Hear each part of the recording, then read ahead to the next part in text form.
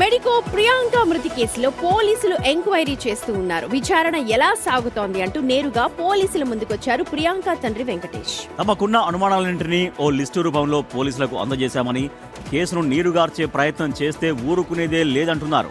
Priyanka accident జరిగిన చోటే ధర్నాకి దిగుతామంటోన్న వెంకటేష్ తో మా ప్రతినిధి శంకర్ ఫేస్ టు ఫేస్ చూద్దాం. డాక్టర్ ప్రియాంక కేసుకు సంబంధించి ఆమె తండ్రి అయితే రాజమండ్రి ప్రకాష్ నగర్ పోలీస్ స్టేషన్ వద్ద ఉన్నారు. ఒకసారి మాట్లాడదాం, ఎందుకు వచ్చారు, అసలు దేనికోసం వచ్చారనేది మాట్లాడే ప్రయత్నం అయితే చేద్దాం. సార్, అసలు మళ్ళీ ఈరోజు ప్రియాంక కేసు కోసం కనుక్కోవడానికి మీరు ఇక్కడికి వచ్చారు. అసలు ఏ డీటెయిల్స్ ఇచ్చారు, ఏమన్నా అనుమానాలు ఉన్నాయండి? సార్, మాకు చాలా అనుమానాలతోటి ఇక్కడికి వచ్చాము. ప్రాపర్గా దర్యాప్తు జరుగుతుందా లేదా, ఏం జరుగుతుందో ఒకసారి కనుక్కొని వెళ్ళడానికి వచ్చాము సార్.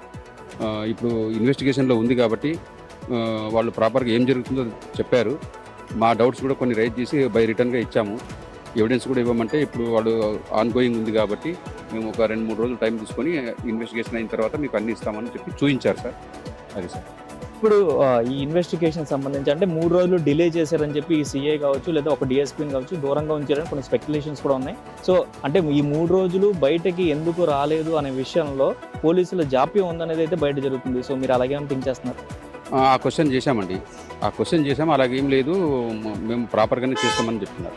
పోలీసులు మీడియాకి ఎటువంటి సమాచారాన్ని ఇవ్వలేదు సార్. ఫస్ట్ ఆఫ్ ఆల్ అంటే ఏదైనా డైలీ కూడా అప్డేట్స్ ఇస్తారు, అట్లాంటిది మీడియాకి ఎటువంటి సమాచారం ఇవ్వలేదు. దాని మీద ఎక్కువ స్పెక్యులేషన్స్ ఉన్నాయి. అంటే దీని వెనకాల ఎవరో ఉన్నారనుకోవడానికి కారణం మీడియాకి ఎందుకు ఇన్ఫర్మేషన్ ఇవ్వలేదండి. సో అది ఏమన్నా అలాంటి వాటి మీదనే మాకు డౌట్ ఉండే అది ఎక్స్ప్రెస్ చేసాం వాళ్ళ ముందర. వాళ్ళకి ప్రాపర్గా ఇవన్నీ ఇలాంటి అనుమానాలన్నీ వాళ్ళకి అడగడం జరిగింది. ఆ విషయంలో మేము ఏం జాప్యం జరగలేదండి, నెక్స్ట్ డే నుంచే చేస్తున్నామని చెప్తున్నారు.